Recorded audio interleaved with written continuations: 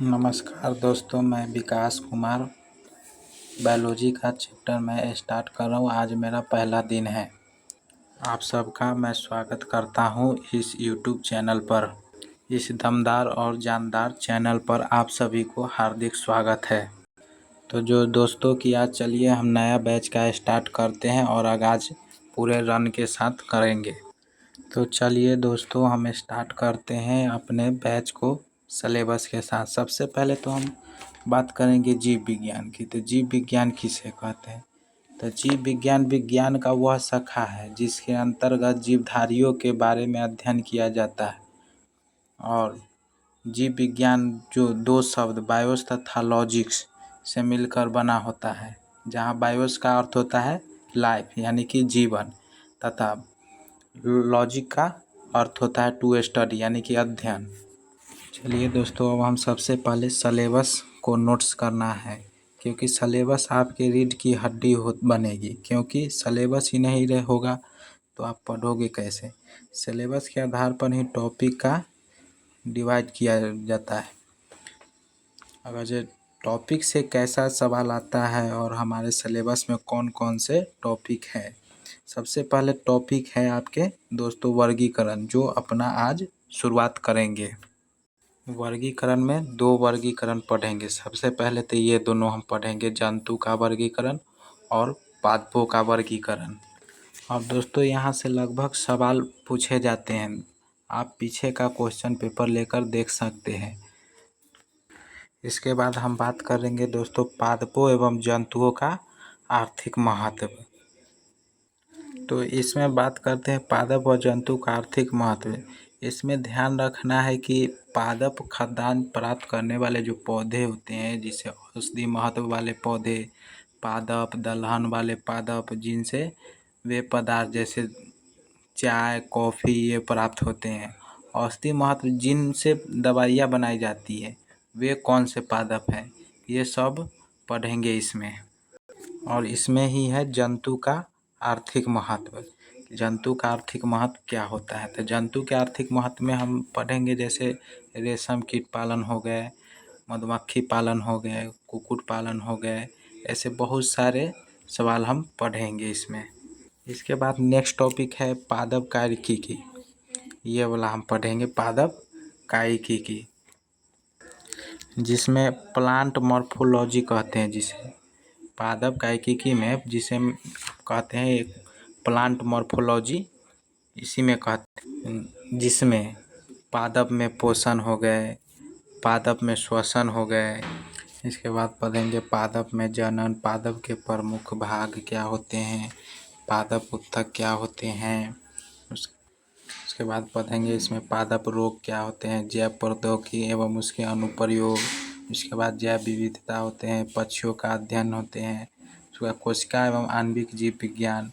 उसके बाद पढ़ेंगे आनुवांशिक एवं विकास से, जो इसी में पढ़ना है वर्गीकरण में। उसके बाद है दोस्तों मानव स्वास्थ्य एवं रोग। उसके बाद है संतुलित आहार, जिसमें कि विटामिन्स मिनरल्स कौन कौन से विटामिन्स लेना है।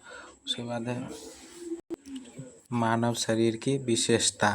उसके बाद परिस्थिति की संतुलन एवं पर्यावरण, जैसे कि वातावरण में क्या क्या होते हैं, क्या क्या इसमें विशेषता आती हैं। उसके बाद है आवास और जीव, ये एक अलग से टॉपिक इसमें दे दिया गया है इसके बारे में। तो इसमें होता है कि जैसे कि कौन सा जीव कब ठंडा मौसम में, गर्मी का मौसम में कब कैसे रहते हैं। इसमें ही एक टॉपिक है मानव शरीर की विशेषता। ये वाला जो होते हैं मानव शरीर की विशेषता है, ये इसमें ही एक टॉपिक है, जो कि हम पढ़ते हैं कि मानव के कंकाल के बारे में जो पढ़ते हैं, मानव कंकाल या ढांचा या क्या होता है, मानव कंकाल की बनावट दृष्टि क्या होती है, ये इसी में पढ़ते हैं। ये एक दिया हुआ विशिष्टता यानी कि मानव शरीर की विशेषता, उसके कंकालों के बारे में पढ़ते हैं इसमें। मतलब ये हुआ कि हम इसमें पूरे प्लांट मॉर्फोलॉजी कवर होगी। यहाँ से पादप के पूरे शरीर के बारे में पढ़ना है हमें। उसके बाद दोस्तों हम पढ़ेंगे जैव प्रौद्योगिकी एवं उसके अनुप्रयोग, जिसमें नाम सुना होगा गोल्डन राइस, सुनहरा चावल का किस्म को कहते हैं। इसके अलावा नाम सुना होगा बीटी फसलें, जिसमें एक तो बीटी कॉटन आता है और एक आता है बीटी बैगन और एक आता है फ्लेवर सावर टमाटर। ये सब इसमें पढ़ना है दोस्तों। आज हम जिस टॉपिक का शुरुआत करेंगे वो हमारा रहेगा वर्गीकरण यानी कि क्लासिफिकेशन। तो चलिए दोस्तों, अब हम स्टार्ट करते हैं वर्गीकरण से। अब हमारा टॉपिक स्टार्ट होगा यहाँ से। ध्यान से सुनना, आज की और कल की क्लास डेमो ही रहेगी। जब भी हम ये पूरा चैप्टर को हम रिवाइज कर लेंगे यानी कि इसको वर्गीकृत कर लेंगे तो हम इसका अगले वीडियो में हम इसका ऑब्जेक्टिव क्वेश्चन भी लाएंगे। तो चलिए दोस्तों, सबसे पहले हम स्टार्ट करते हैं वर्गीकरण यानी कि क्लासिफिकेशन। चलिए तो हम चलते हैं अगले स्लाइड पर, जो वर्गीकरण क्लासिफिकेशन के बारे में जानेंगे। सबसे पहले आ जाइए कि वर्गीकरण के जनक कौन हैं। फादर ऑफ टेक्सोनॉलजी यानी कि वर्गीकरण के जनक। और द्विनाम पद्धति के जनक कौन है। द्विनाम पद्धति में दो पदों का यूज किया जाता है। अब वो कौन से दो पद है हम यहाँ पे जानेंगे। अब यहाँ आएगा वर्गीकरण की सबसे बड़ी इकाई और वर्गीकरण की सबसे छोटी इकाई। तो चलिए सबसे पहले तो हम बात करते हैं कि वर्गीकरण के जनक कौन हैं और द्विनाम पद्धति के जनक कौन है। और एक और आएगा पंचनाम पद्धति के जनक कौन है। वो दोस्तों पादप के वर्गीकरण में आएगा। तो यहाँ पे बात करें वर्गीकरण के जनक कौन है, तो ध्यान रखना है कि कार्ल लिनियस वर्गीकरण का जनक है।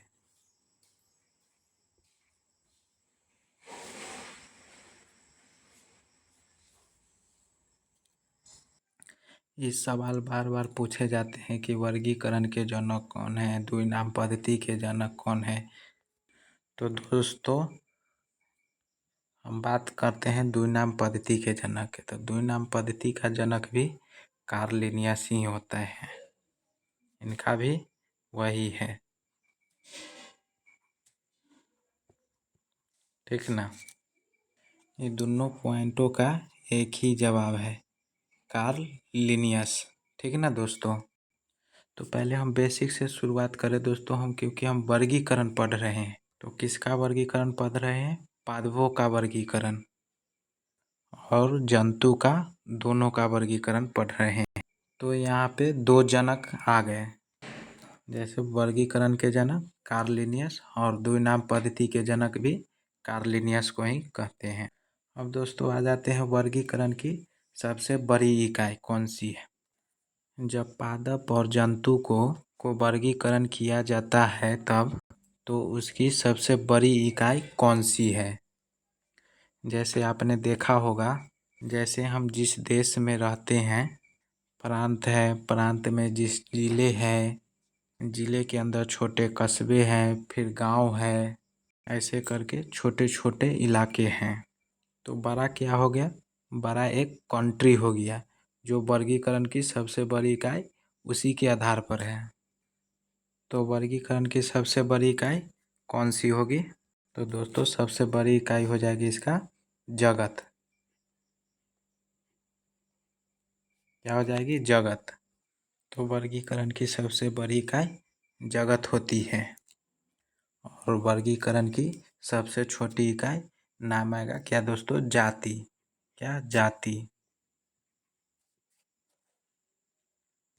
तो यहाँ से चार सवाल तैयार होते हैं। पहला वर्गीकरण के जनक, तो कार्ल लिनियस हो गए। दूसरा द्विनाम पद्धति के जनक, इसका भी हो गए कार्ल लिनियस।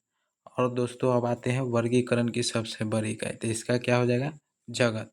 और वर्गीकरण की सबसे छोटी इकाई जिसे जाति कहते हैं।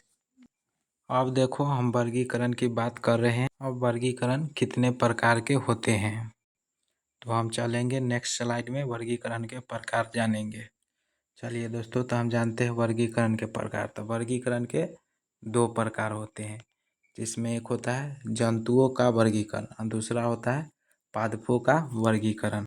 अब दोस्तों हम सबसे पहले पढ़ेंगे जंतु का वर्गीकरण। इसके बारे में हम जानेंगे कि जंतु का वर्गीकरण क्या होता है। थोड़ी थोड़ी कहानी समझ में आएगी। ये वाले देखो, थोड़ी क्या, अभी मैं जितना थोड़ी देर में पढ़ाऊँगा वो सब कंटेंट समझ में आएगी आप लोग को। जंतु का वर्गीकरण जो किया गया है, ये ध्यान रखना, वर्गीकरण पादप का और जंतु का दोनों का पढ़ना है। पादप का वर्गीकरण भी पढ़ना है और जंतु का भी वर्गीकरण पढ़ना है। हम लोग कहाँ आते हैं, सांप है, मेंढक है, ये कहाँ आते हैं। तो यही तो दोस्तों वर्गीकरण है जिसे हमें पढ़ना है। तो चलिए दोस्तों, अब जंतु का वर्गीकरण पढ़ेंगे पहले। तो जंतुओं का वर्गीकरण में जो जंतु जगत है, तो सबसे पहले हम जंतु जगत के बारे में जानेंगे कि जंतु जगत,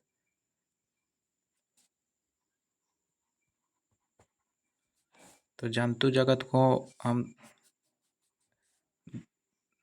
भी विभाजित करेंगे। तो जंतु जगत को दो भाग में भी इसको बांटा गया है जंतु जगत को दोस्तों। इसमें दो प्रकार कौन होते हैं, तो एक तो होता है प्रोटिस्टा, प्रोटिस्टा, और दूसरा होता है मेटाजोआ।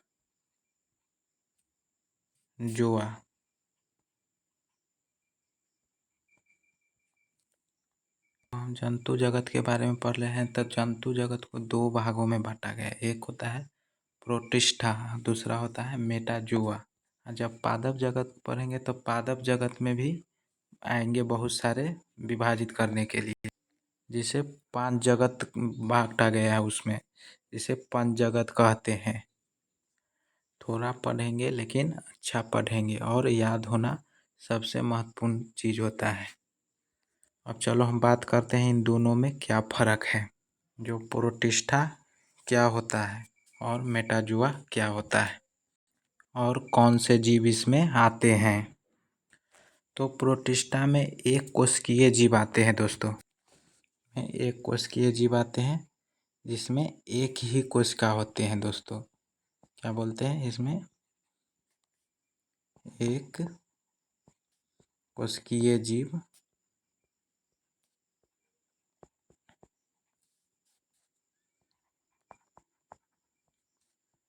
आते हैं।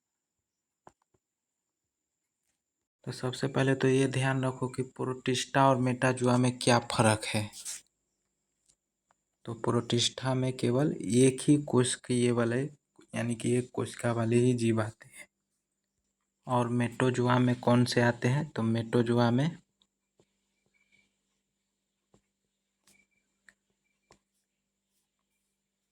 इसमें बहुकोशिकीय जीव आते हैं। इसमें बहुकोशिकीय जीव आते हैं दोस्तों।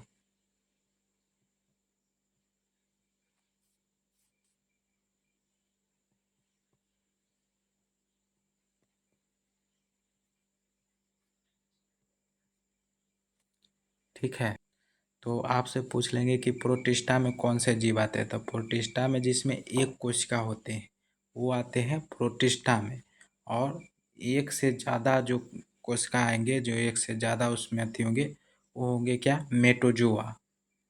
तो दोस्तों प्रोटिस्टा में कौन कौन से आएंगे, तो सबसे पहले हम प्रोटिस्टा के बारे में जानेंगे।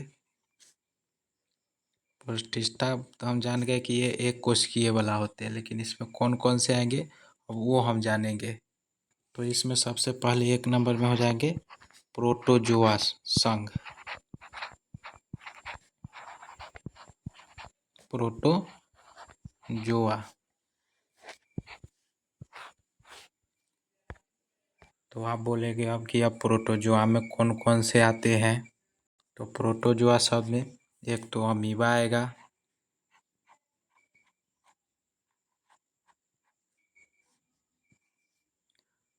और दूसरा पैरामीशियम हो गया, दूसरा क्या, पैरामीशियम।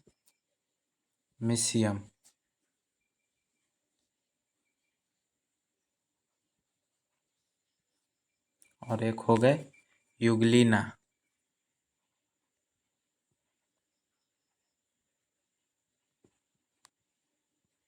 और उसके बाद में प्लाज्मोडियम,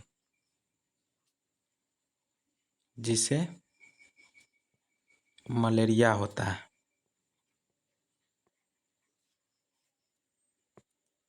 तो दोस्तों यहाँ से सीधा सवाल बन सकता है, इसमें कोई अति नहीं है कि इसमें से नहीं पूछे जाएंगे। बहुत बार पूछा गया भी सवाल है इसमें से। तो पूछे जाएंगे कि प्रोटिस्टा में आने वाला कौन कौन से जीव है। तो अमीबा हो गए, पैरामीशियम हो गए, यूग्लिना हो गए, प्लाज्मोडियम हो गए, जिससे क्या होता है मलेरिया। और इसमें तो सबसे पहले ये ध्यान रखता है कि प्रोटिस्टा होते क्या है। तो प्रोटिस्टा वो होते हैं जो एक कोशिकीय होते हैं, जिसमें एक ही कोशिका होते हैं। और इसमें एक संघ आता है, क्या आता है संघ, जिसे प्रोटोजोआ संघ कहते हैं। अब प्रोटोजोआ में कौन कौन से आते हैं, तो अमीबा हो गए, पैरामीशियम हो गए, यूग्लिना हो गए और प्लाज्मोडियम हो गए। तो दोस्तों ये सारे के सारे प्रोटिस्टा में आने वाले जीव है। अब दोस्तों हम बात करेंगे मेटोजोआ का। तो मेटोजोआ होता है जो इसमें बहुकोशिकीय जीव आते हैं, जिसमें बहुत सारी कोशिका होते हैं। तो मेटोजोआ को बहुकोशिकीय जीव कहते हैं और इसको भी दो भागों में बांटा गया है। सबसे पहले तो हम इसको दो भागों में बांटेंगे दोस्तों। वो दो भाग कौन कौन से हैं, तो दो भाग कौन से हैं, तो एक हो गए कशेरुकी,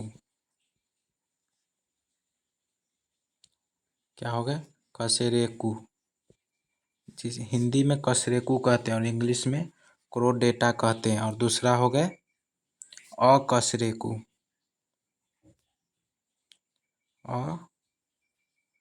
अकशेरुकी, जिसे इंग्लिश में नॉन कोरोडेटा कहते हैं। कोशरेका का मतलब होता है जिसमें रीढ़ की हड्डी पाई जाती है, और जिसमें रीढ़ की हड्डी नहीं पाई जाती है उसे अकशेरुकी कहते हैं। तो सबसे पहले तो हम एक क्लासिफिकेशन कर दिए। अब हम दोस्तों एक एक करके सभी के बारे में पढ़ेंगे कि कौन क्या होता है, कशेरुकी, अकशेरुकी, या प्रोटोजोआ या प्रोटिस्टा क्या होता है, या मेटोजोआ क्या होता है, प्रोटोजोआ संघ में कौन कौन आते हैं। अब उसके बारे में हम अध्ययन करेंगे। तो दोस्तों हम तो पढ़ लिए कि जंतु जगत का वर्गीकरण था। जंतु जगत में जो वर्गीकरण हम पढ़े उसमें कौन कौन से क्या हुए उस सब के बारे में तो हम जाने। तो सबसे पहले हम जंतु जगत के बारे में जाने। तो जंतु जगत में क्या हो गया, पहला प्रोटिस्टा हो गया। तो प्रोटिस्टा के बाद मेटोजोआ हो गया। इसमें दो जगत में बांटे गया, प्रोटिस्टा और मेटोजोआ।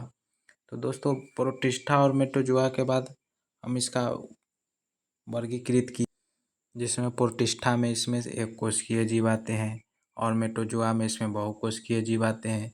एक कोशिकीय मतलब कि एक ही कोशिका होते हैं और बहुकोशिकीय यानी कि बहुत सारे कोशिका होते हैं।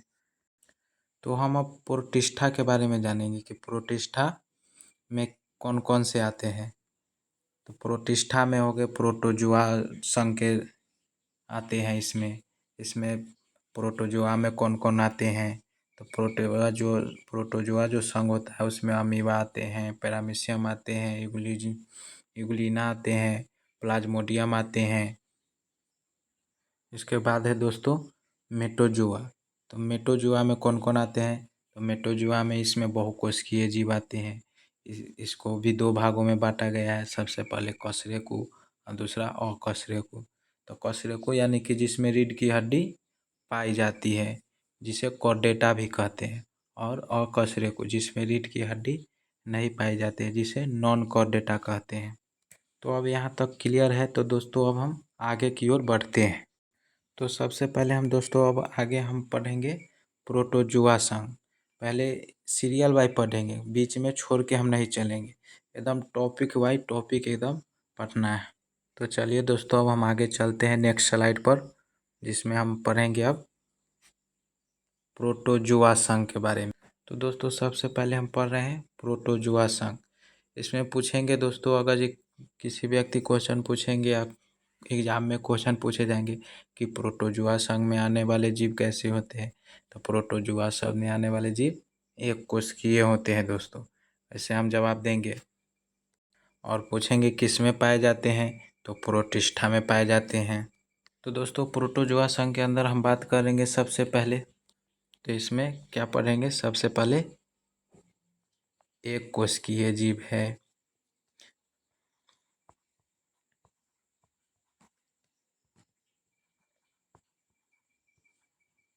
कैसे जीव है? तो एक कोशिकीय जीव है प्रोटोजोआ में। पहले हम प्रोटोजोआ संघ का हम अध्ययन करते हैं। तो इसमें क्या होगा? सबसे पहले एक कोशिकीय जीव आते हैं इसमें। तो दोस्तों हम पीछे पढ़ के आए पिछले स्लाइड में कि ये एक कोशिकीय होते हैं। और दोस्तों इसमें क्या होते हैं? इसमें एक यूकैरियोटिक जीव होते हैं। एक क्या होते हैं? यूकैरियोटिक जीव होते हैं। यूकैरियोटिक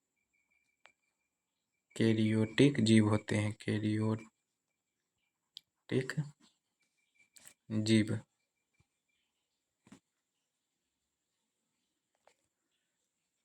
तो दोस्तों अब हम बात करेंगे कि यूकैरियोटिक क्या होता है। इसे तो ही समझना है कि यूकैरियोटिक होता क्या है। तो दोस्तों जब अपन कोशिका वाला चैप्टर पढ़ेंगे ना, तो आपको पता होगा कोशिका दो टाइप के हैं, एक प्रोकैरियोटिक, एक यूकैरियोटिक। तो प्रोकैरियोटिक के बारे में हम थोड़ा सा भी जान लेंगे कि प्रोकैरियोटिक क्या होता है। तो प्रोकैरियोटिक के बारे में हम जानते हैं।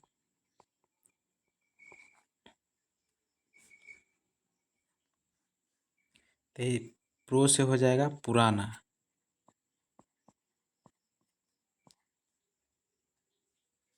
और यूकैरियोटिक से क्या हो जाएगा? केंद्रक। प्रोकैरियोटिक यानी कि प्रो से हो जाएगा पुराना, और उसके बाद रियोटिक से हो जाएगा केंद्रक, यानी कि कैरियोटिक से केंद्रक। ठीक ना दोस्तों? और यूकैरियोटिक का मतलब क्या होता है? यू का मतलब, तो यू का मतलब होता है सुविकसित।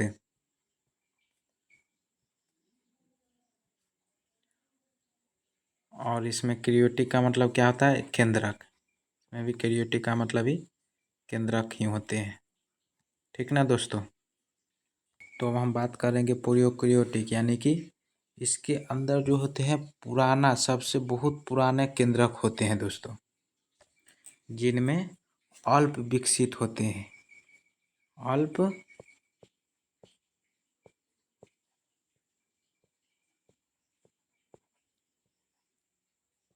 अल्प विकसित होते हैं, जिनमें केंद्रक बहुत ही कम डेवलप होते हैं, यानी कि बहुत ही कम विकसित होते हैं। और यूकैरियोटिक के अंदर केंद्रक जो होते हैं सुविकसित होते हैं। क्या होते हैं? वह है सुविकसित होते हैं। थोड़ा सा ये मार्कर ही खराब है, स्टाइलिश जो पेन होते हैं वही, इसी कारण नहीं हो रहा है, बहुत पुराना है, इसी को हम यूज कर रहे हैं, इसी कारण थोड़ा सा दिक्कत हो रहा है। तो इन दोनों का मतलब ये होता है दोस्तों। तो अब हम चलते हैं, इसके बाद हम आगे चलते हैं दोस्तों। सबको हम पहले इरेज कर लेते हैं कि जो जानकारी मेन है वही हमको लेना है, जो परीक्षा में एग्जाम में पूछे जाएंगे उसे फालतू को याद रखना है। कुछ ऐसे बात होते हैं जो दिमाग में नोट किए जाते हैं कॉपी पर, कुछ बात जो दिमाग में कि जो ब्रेन नहीं लोड ले सके उसको कॉपी पर लिखा जाता है, और जो सक्षम है जैसे कि कुछ एक्स्ट्रा बात है उसको दिमाग में भी रखना जरूरी हो। तो यूकैरियोटिक के बाद आते हैं इसमें अगला, जिसमें क्या होते हैं? इसमें होते हैं केवल समुद्री जीव ही आते हैं। केवल क्या आते हैं? जो समुद्री जीव ही आते हैं। इसमें कोई भी जीव को उठाकर देख लिया जाए, सब जल में ही रहने वाले होते हैं। इस जीव में एक और होते हैं, वो क्या होते हैं? तो इसमें पुनरुद्भवन की क्षमता पाया जाता है, रीजेनरेशन जिसको बोलते हैं।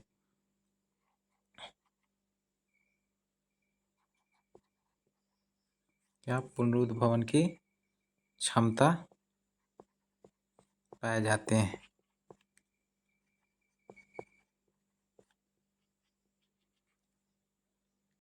इसमें जितने भी जीव आएंगे ना, इस सब रीजेनरेशन की क्षमता है। जैसे कि मानव लीवर भी रीजेनरेशन की क्षमता पाया जाता है। मानव लीवर जैसे कि लीवर खराब हो गया तो फिर क्या होता है कि आपस वो जनरेट हो जाते हैं, यानी कि नए विकसित हो जाते हैं। एक और एग्जाम्पल है जैसे कि छिपकली, छिपकली के जैसे पूँछ टूट गए तो क्या होते हैं, वो फिर छिपकली का जो पूँछ होता है देखते हैं कट जाने के बाद क्या होता है, छटपटाते रहता है और फिर वो क्या होता है, चलते भी है छिपकली। तो उसमें क्या होती है कि रीजनरेट होती है। तो वैसे ही दोस्तों प्रोटोजोआ संघ में आने वाले सभी जीवों में रीजनरेट की क्रिया होती है। अब एक और टॉपिक है, इसमें एक और पॉइंट है, शारीरिक संगठन स्तर, जो सभी में पढ़ना है। क्या होता है शारीरिक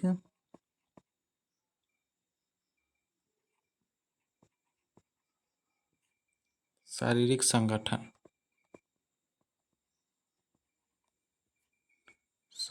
स्तर।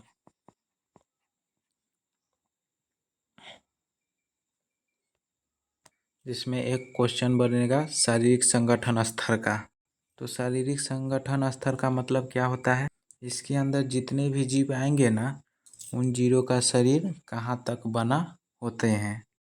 जैसे हम अपनी बात करें, सबसे पहले कोशिका बनी, कोशिकाएं मिलकर उत्तक बनाई, उत्तक से अंग बना और अंग से अंग तंत्र बना और अंग तंत्र से पूरे शरीर का ढांचा बन गया, यानी कि पूरे शरीर का विकास निर्माण हो गया।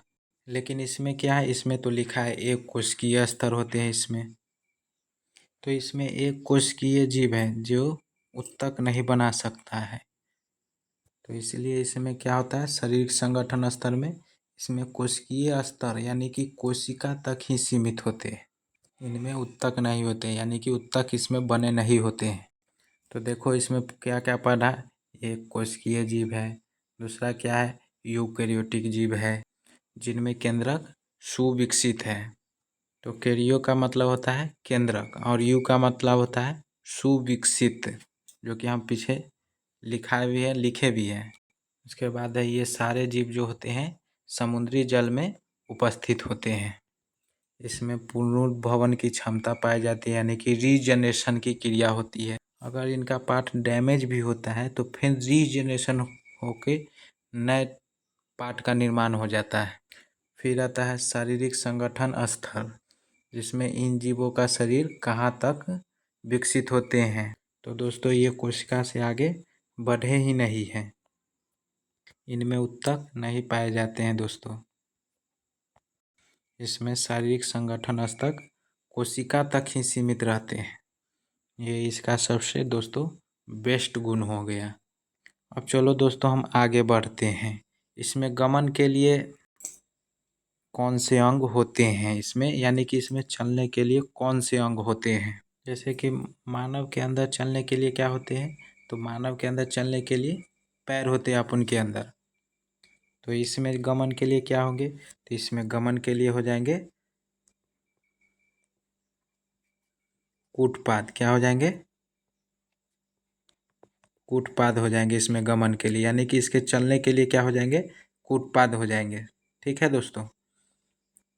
प्रोटोजोआ के चलन में चलन अंग कौन से हैं, तो गमन हेतु कूटपाद होते हैं, या इसको बोलते हैं सुडोपीडिया। अगर दोस्तों हम इसमें जनन की बात करें तो प्रोटोजोआ में जो जनन होता है, तो दोस्तों इसमें जनन जो होते हैं लैंगिक व अलैंगिक दोनों होते हैं।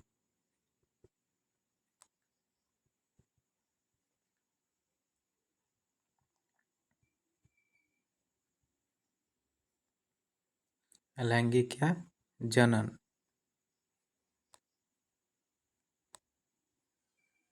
इसमें लैंगिक और अलैंगिक जनन दोनों पाए जाते हैं दोस्तों। अगर दोस्तों जनन चैप्टर आपने अच्छे से पढ़े होंगे तो लैंगिक जनन यानी कि दो जनन इसमें, और अलैंगिक जनन जिसमें एक ही जनन काफ़ी होते हैं। तो दोस्तों हम इसके बारे में तो बता दिए, इतना सारे बहुत सारे बेसिक बात बता दिए। अब हम पूछेंगे एक, मान लिया जाए कि उदाहरण तो हम पीछे बता चुके हैं, लेकिन फिर से हम बता देते हैं कि इसमें उदाहरण के लिए क्या होता है कि अमीबा होता है, पैरामीशियम होता है, यूग्लिना होता है, प्लाज्मोडियम होता है, एक और होता है इसमें अंट अमीबा कहते हैं, जिसे हिस्टोलाइसिस भी कहते हैं, जिसके अंदर आने वाले एग्जाम्पल्स हो गए, जिसमें हम दो ग्रुप में बांटा, एक क्या प्रोटिस्टा और एक क्या मेटोजोआ। हम पीछे की बात कर रहे हैं दोस्तों, तो प्रोटिस्टा में क्या पढ़े थे, इसमें एक कोशिकीय जीव आते हैं और इसमें प्रोटोजोआ संघ के जीव आते हैं इसमें। जिसे प्रोटोजोआ में कौन कौन से आएंगे, उदाहरण के तौर पे अमीबा आएंगे, पैरामीशियम आएंगे, यूग्लिना आएंगे, प्लाज्मोडियम आएंगे। इसके बाद हम दूसरा क्या पढ़े थे, मेटोजोआ। इसमें बहुकोशिकीय जीव आते हैं, यानी कि एक से अनेक कोशिकीय वाला जीव आएंगे। इसमें क्या पढ़े थे, इसके बाद मेटोजोआ में इसमें दो भागों में बांटा गया है। क्या, दो भागों में बांटा गया है। एक तो पढ़ाए थे कशेरुकी, जिसमें हड्डी, रीढ़ की हड्डी पाए जाते हैं, और दूसरा क्या बताए थे, अकशेरुकी, जिसमें रीढ़ की हड्डी नहीं पाए जाते हैं, जिसे नॉन कॉर्डेटा कहते हैं, और कशेरुकी को क्या कहते हैं, क्रोडेटा। अब दोस्तों हम अगले स्लाइड की ओर चलते हैं, जिसमें हम अब पढ़ेंगे मेटोजोआ के बारे में। प्रोटिस्टा के बारे में तो हम अध्ययन कर लिए, प्रोटिस्टा एक कोशिकीय होते हैं, ये यूकेरियोटिक जीव होते हैं। इसमें समुद्री जीव ही जल में, जो समुद्र जल में रहते हैं वही जीव इसमें आते हैं। इसमें गमन कैसे होता है, यानी कि चलने की विधि क्या होती है, कूटपात होती है। इसका शारीरिक संगठन स्तर क्या होता है, पुनरुद्भवन क्षमता होता है, जो रीजनरेट करता है। अब हम दोस्तों आगे की नेक्स्ट स्लाइड पर चलते हैं और हम आगे मेटोजोआ के बारे में हम जानेंगे।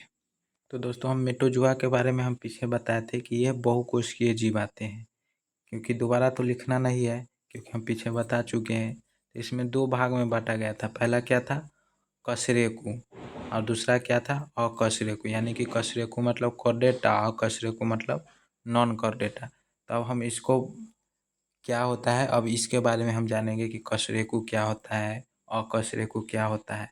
तो अब इसके बारे में हम अध्ययन करते हैं। चलिए दोस्तों, तो दोस्तों सबसे पहले हम इसमें एक एक कर जानेंगे। क्या, पहले जानेंगे कशेरुकी के बारे में। क्या,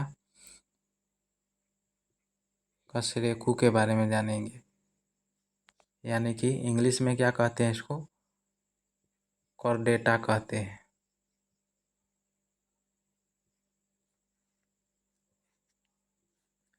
इसमें क्या होते हैं, इनमें रीढ़ की हड्डी पाई जाती है। इनमें जो होते हैं दोस्तों, रीढ़ की हड्डी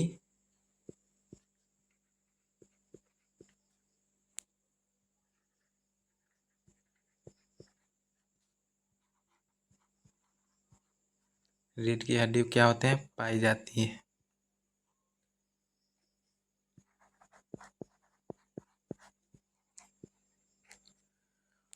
आगे क्या होता है, यह पूर्ण विकसित जीव होते हैं। यह क्या होते हैं, यह पूर्ण विकसित जीव होते हैं। दोस्तों इसको नोट्स कर लीजिएगा, क्योंकि ये पूछते हैं। नहीं होगा तो नोट्स के लिए हमारे टेलीग्राम चैनल पर जुड़ जाइएगा, जिसका हम लिंक दे देंगे दोस्तों। मुझे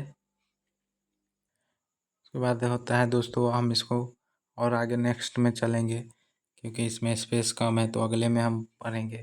तो इन्हें कशेरुकी को 5 भागों में बांटा गया है।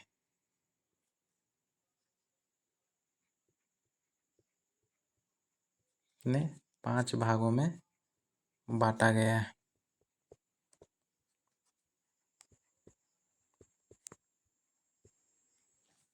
एक होता है पीसीज,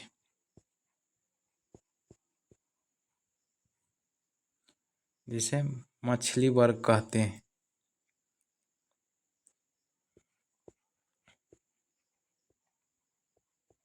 पीसीज मतलब मछली वर्ग कहते हैं।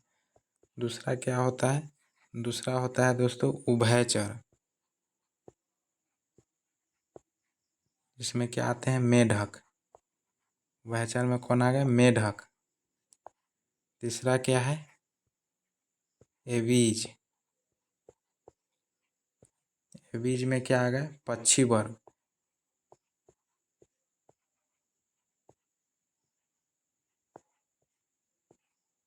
ये बीच में क्या आ गए, पक्षी वर्ग आ गए। उसके बाद चौथा क्या होता है, स्तनधारी।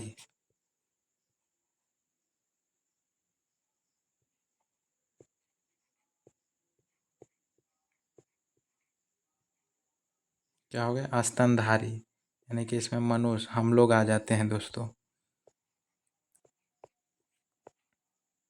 उसके बाद पंचमा कौन है, तो पंचमा आ जाते हैं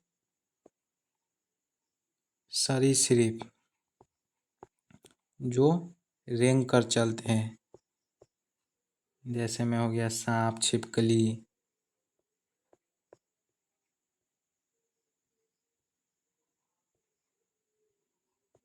क्या हो गए, सांप और छिपकली। ठीक है, मैंने लिख दिया कि इन्हें कितने, तो इन्हें 5 वर्गों में बांटा गया है, यानी कि 5 भागों में बांटा है। किसे, तो कछुए को, यानी कि खोडेटा को। तो सबसे पहले इसमें हम बताए थे क्या, इनमें रीढ़ की हड्डी यानी कि कछुए को दंड पाए जाते हैं। यह पूर्ण विकसित जीव होते हैं, यानी कि पूर्ण विकसित होते हैं ये। इन्हें कितने वर्गों में, तो 5 वर्गों में। पहला क्या, फिशी यानी कि मछली वर्ग के आते हैं। दूसरा उभयचर, यानी कि उसमें क्या आते हैं, मेढक। तीसरा ये भी जो पक्षी वर्ग के आते हैं। चौथा क्या है, स्तनधारी, जो मनुष्य हम लोग हो गए। और पांचवा होता है सरीसृप, जो सांप, छिपकली, जो रेंग कर चलते हैं, उसके बारे में बताया जाता है सरीसृप में। ये सब इम्पोर्टेंट है, वेरी वेरी इम्पोर्टेंट मानिए। पूछा जाएगा कि मनुष्य कौन से वर्ग में आते हैं, तो स्तनधारी में आते हैं। पूछा जाएगा कि ये बीज कौन से वर्ग के हैं, तो पक्षी वर्ग के हैं। उल्टा जैसे मन वैसे वो एग्जामिनर अपना सवाल को घुमा कर पूछते हैं। अब दोस्तों हम बात करेंगे अकशेरुकी के। कशेरुकी तो पढ़ लिए कि इसमें रीढ़ की हड्डी पाई जाते हैं। अकशेरुकी में क्या होते हैं, तो उसके बारे में हम जानकारी लेंगे कि अकशेरुकी क्या होते हैं, जिसे क्या कहते हैं, नॉन कोरोडेटा। नॉन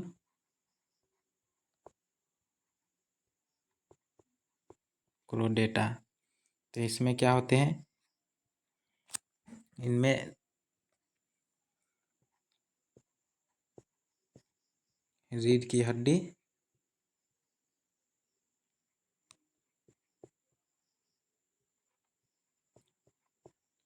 नहीं पाए जाते हैं।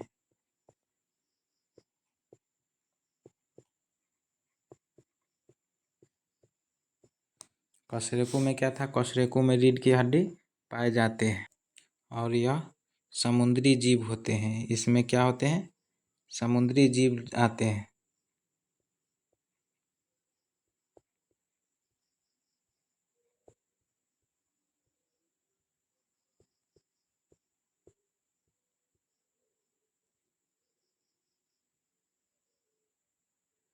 और इन्हें निम्न भागों में बांटा गया है।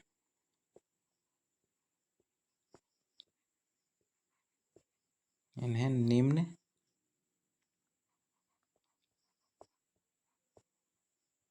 भागों में बांटा गया है।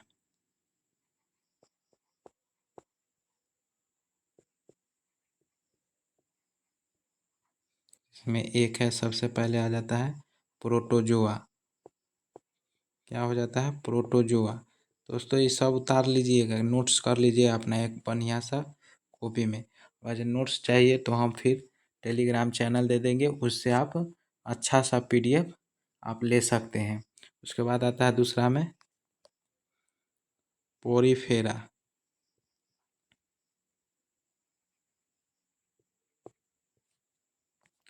तीसरा में क्या आता है, सिलेंट्रेटा।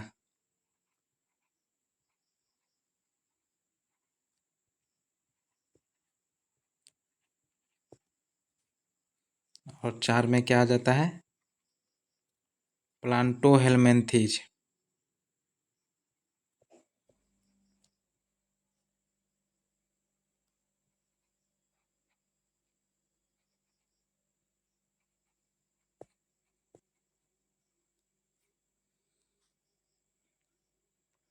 अब दोस्तों पांचवा की ओर हम चलेंगे, तो पांचवा हो जाता है क्या, एसके हेलमिन्थीज। क्या हो जाता है, एसके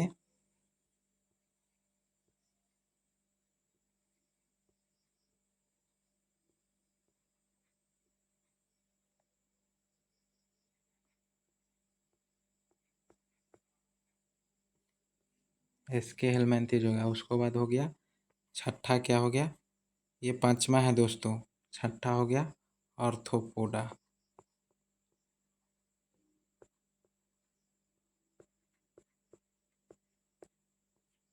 सातवां क्या हो गया, एना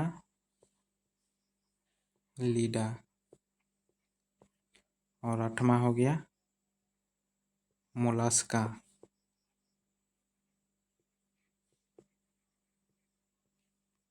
और 9 में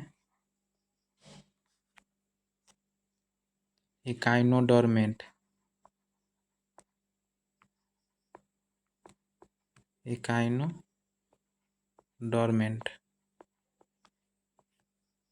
तो दोस्तों आज की क्लास में सिर्फ सिलेबस डिस्कस किए हैं और जंतु का वर्गीकरण हमने स्टार्ट किए हैं।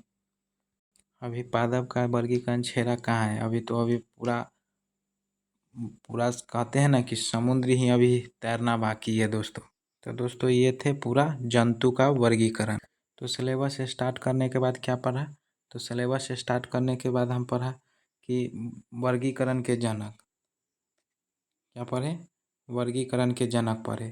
तो वर्गीकरण के जनक किसे, कार्ल लिनियस। उसके बाद क्या पढ़े, द्विनाम पद्धति के जनक। तो दोनों टॉपिक में वही थे, दोनों में ये और ये में कि इनका भी कार्ल लिनियस ही था। उसके बाद पढ़े वर्गीकरण की सबसे बड़ी इकाई। तो दोस्तों सबसे बड़ी इकाई क्या होता है, जगत। और वर्गीकरण की सबसे छोटी इकाई जाति। फिर मैंने स्टार्ट किया वर्गीकरण के प्रकार। तो वर्गीकरण के दो टाइप होते हैं, यानी कि दो प्रकार होते हैं, जैसे जंतुओं का वर्गीकरण और एक पादपों का वर्गीकरण। और जंतु का वर्गीकरण हम स्टार्ट किया नेक्स्ट में, जंतु का, जिसमें जंतु जगत होते हैं। तो जंतु जगत में कौन कौन, दो वर्ग में, इसको भी दो भाग में बांटे, जिसमें प्रोटिस्टा, एक होता है मेटोजोआ, जिसमें एक कोशिका वाले किसमें, प्रोटोजोआ में, नहीं सॉरी प्रोटिस्टा में। और मेटोजोआ में इसमें बहुत सारे कोशिकीय वाले पाए जाते हैं। तो दोस्तों प्रोटिस्टा में क्या पढ़े थे, तो प्रोटिस्टा में हम पढ़े थे कि इनमें एक कोशिकीय जीव आते हैं, इनमें एक कोशिकीय जीव आते हैं। और मेटोजोआ में क्या पढ़े थे, इसमें बहुत कोशिकीय जीव आते हैं, यानी कि बहुत सारे कोशिका होते हैं, उसे बहुकोशिकीय जीव कहते हैं, यानी कि मेटोजोआ में हम पढ़े थे। जिसमें सबसे पहले हम क्या पढ़े थे, प्रोटोजोआ संघ। क्या पढ़े थे, प्रोटोजोआ संघ। तो इसमें क्या होते हैं, प्रोटिस्टा में इसमें आते हैं प्रोटोजोआ संघ, यहाँ क्या संघ। प्रोटोजोआ संघ में कौन कौन से जीव आएंगे, तो अमीबा आएंगे, पैरामीशियम आएंगे, यूग्लिना आएंगे, प्लाज्मोडियम आएंगे। फिर प्रोटिस्टा के बाद हम क्या पढ़ा है, मेटोजोआ। मेटोजोआ में भी हम बता दिए कि इसमें कशेरुकी होते हैं, इसमें अकशेरुकी होते हैं। कशेरुकी जिसमें रीढ़ की हड्डी पाई जाती है, और कशेरुकी जिसमें रीढ़ की हड्डी नहीं पाई जाती है। या कशेरुकी में हम बताए कि अपूर्ण विकसित जीव होते हैं। और फिर बताया कि इसमें 5 भागों में बांटा गया है कशेरुकी को, जिसमें पीसीज यानी कि मछली वर्ग के आते हैं। ये सब हमने कशेरुकी और कशेरुकी के बारे में पूरा हम अध्ययन कर लिए हैं। तो चलिए दोस्तों हम अब आगे बताते हैं कि अगले दिन हम क्या पढ़ते। तो अगले दिन हम पढ़ेंगे कि पीसीज के बारे में, यानी कि हम आगे जो बताए थे, यानी कि इसे पीसीज इन्हें क्या कैसे, मछली नहीं है, ठीक है। और फिर मेढक उढ़क के बारे में पढ़ेंगे, पक्षी वर्ग के पूरा, मतलब कि इसका भी पूरा निचोड़ करेंगे अगले वीडियो में। ठीक है दोस्तों, तो जय हिंद जय भारत। मिलते हैं अगले नेक्स्ट वीडियो के साथ अगले दिन। तब तक के आप खुश रहिए, स्वस्थ रहिए। जय हिंद जय भारत।